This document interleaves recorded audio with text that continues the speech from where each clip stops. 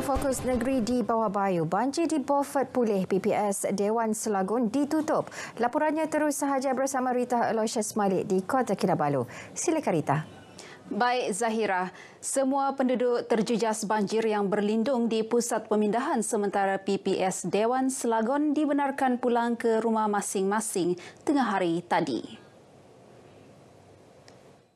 Menurut Sekretariat Jawatan Kuasa Pengurusan Bencana Negeri JPBN Sabah, kesemua 134 penduduk daripada 46 keluarga selamat dihantar pulang menggunakan kenderaan agensi terlibat.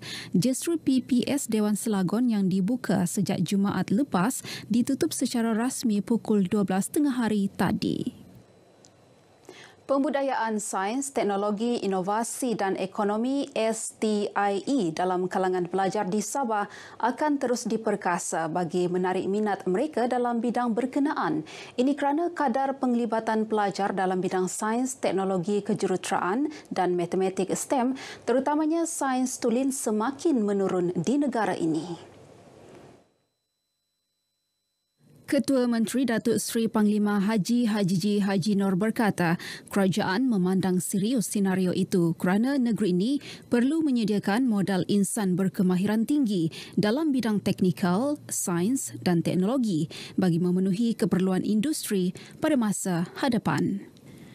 Beliau berkata demikian pada pelancaran Mobile Exhibition Experiencing Science Enlightening Innovation Tour in Sabah di Perpustakaan Negeri Sabah PNS Tanjung Aru, Kota Kinabalu. Teks ucapannya dibacakan Timbalan Ketua Menteri Datuk Insinyur Syahelmi Yahya. Menurut Datuk Haji, kerajaan negeri menyasarkan 60% pelajar aliran sains dan 40% aliran sastra, manakala kadar penglibatan pelajar STEM tahun ini hanya 28%. Justru pelbagai strategi dilaksana bagi memastikan sasaran ini tercapai, termasuk menggubal Pelan Strategik 2022-2025. Ia sebagai panduan pelaksanaan pelbagai program dan inisiatif untuk memperkasakan ekosistem STIE di Sabah. Mengenai pameran ini, Datuk Haji berkata, Sabah merupakan negeri pertama di Malaysia dan ketiga di Asia melaksanakan program kembara pameran sains interaktif seumpama ini yang dijalankan dengan kerjasama negara China. Siri jelajah pameran interaktif sains bergerak hasil kerjasama Kementerian Sains, Teknologi dan Inovasi KSTI dan Muzium Sains dan Teknologi Guangxi, China itu berlangsung di Sabah selama 3 tahun bermula hari ini. Pameran dimulakan di Perpustakaan Negeri Sabah Cawangan Tanjung Aru selama 6 bulan sebelum digilirkan ke 14 daerah terpilih.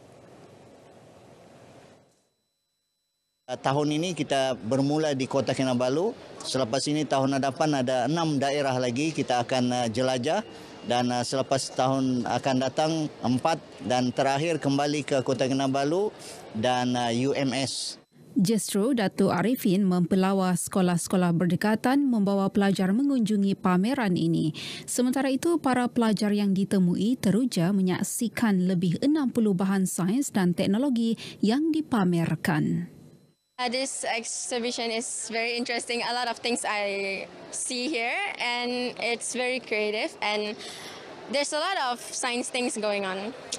And then very fun lah. Sebagai seorang murid daripada science stream, saya rasa pameran ini sangat dia menambah pengetahuan saya bukan saja dari segi dalam pelajaran yang dalam buku teks, tapi bolehlah kita tengok sini dalam daily life, kena apply science konsep. Dari pameran ini kita dapat membuatkan seseorang tu minat kepada sains.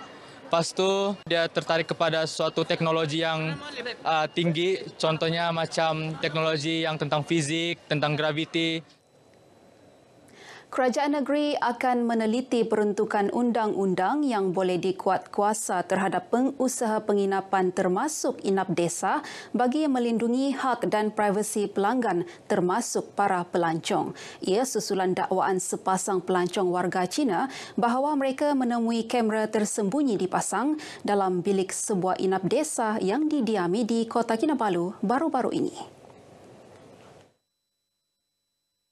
Timbalan Ketua Menteri Datuk Seri Panglima Joachim Gunsalam berkata perkara seumpama tidak sepatutnya berlaku. Justru beliau menasihati para pelancong agar memilih penginapan berlesen bagi mengelak berhadapan kejadian seumpama. If you are a foreigner, if you are a tourist, that you come to Sabah, the best I would say is use the proper homestay or proper hotel. Not just any homestays that your friends are advocating. Untuk pengusaha pula, ini nasihat Datuk Dr. Joachim yang juga Menteri Kerajaan Tempatan dan Perumahan. If you want to do a business there, conduct your business in a more professional manner and not just try to scam. Menurut Datuk Dr. Joachim, kementeriannya sedang meneliti ordinan berkaitan sama ada pihak yang menjalankan perniagaan penginapan di kondominium atau kawasan perumahan persendirian menyalahi undang-undang sedia ada. Kiswah Pintu Kaabah zaman Uthmaniyah dan Kiswah Pintu Kaabah zaman Arab Saudi merupakan antara 45 akhtar peninggalan Nabi Muhammad yang dipamerkan di Pusat Konvensyen Antarabangsa Sabah SICC. Pameran artifak peninggalan baginda dan puteri baginda Sayyidatina Fatimah Az-Zahra yang berlangsung pada 23 dan 24 September lalu merupakan antara pengisian sambutan Maulidur Rasul 1445 Hijrah tahun 2023. Ikuti perkongsian wartawan Salma Salih. Kedua-dua artifak kiswah pintu Kaabah bersulamkan benang emas dan perak ini mempunyai ketinggian 19 kaki dan lebar 9 kaki dengan berat lebih 100 kilogram. Pameran kali kelima di Sabah ini anjuran Pertubuhan Kebajikan Mutiara Bakti Sabah PKMBS dengan kerjasama Pertubuhan Wanita Sabah, Pewasa dan Al-Falah Team Solution. Alhamdulillah ada lebih kurang ada 45 artifak yang telah dipamerkan di sini dan salah satu yang menjadi tumpuan para pencinta asar Rasulullah SAW ini yaitu rambut baginda Muhammad SAW. Itu juga janggut Nabi Muhammad SAW dan beberapa lah termasuk darah bekam baginda Muhammad SAW. Pameran direalisasikan bersama Khadim Akhtar Rasulullah Sallallahu Alaihi Wasallam yang juga pemilik peribadi artifak peninggalan Nabi Muhammad Syekh Ustaz Haji Muhammad Kamal Syahrum Haji Abdul Mumin. Semua artifak ini diperoleh secara percuma daripada sahabat beliau dari seluruh dunia yang juga memiliki akhtar Nabi Muhammad.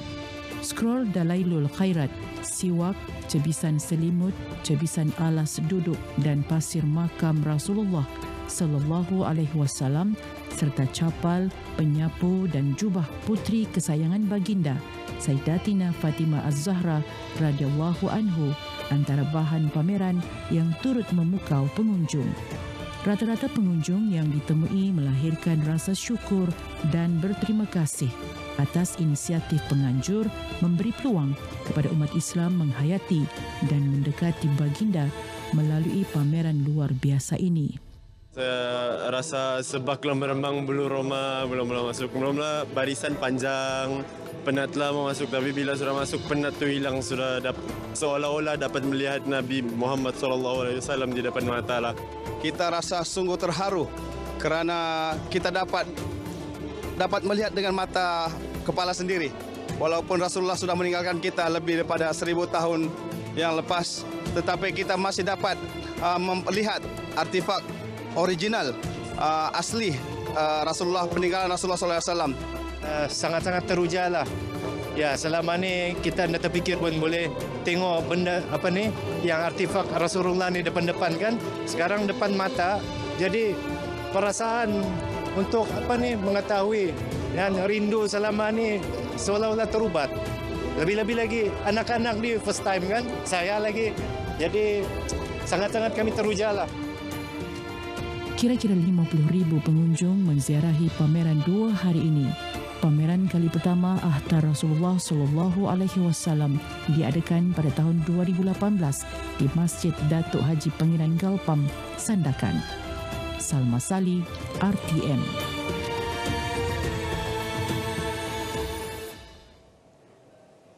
Program Magical Train Ride MTR with Top One, anjuran Persatuan Suri dan anggota wanita Perkhidmatan Awam Puspanita Cawangan Sabah berupaya mempromosi produk pelancongan berasaskan kereta api. Pada masa sama, ia juga mampu membantu usahawan kecil wanita meningkatkan ekonomi dan mengangkat produk ke peringkat lebih tinggi.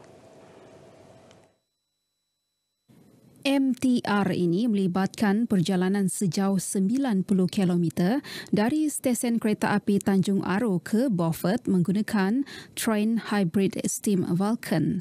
Selain beriadah, program sehari ini diisi dengan aktiviti promosi produk keluaran usahawan tempatan. Sempena program ini, Toh Puan Norlida Tan Sri RM Jasni dan isteri, Ketua Menteri Datin Sri Panglima Datuk Julia Salag serta 300 ahli puspanita negeri turut dibawa mengimbas kemeriahan aktiviti jual beli era 60-an dengan iringan muzik kulintangan di stesen kereta api Kinarut.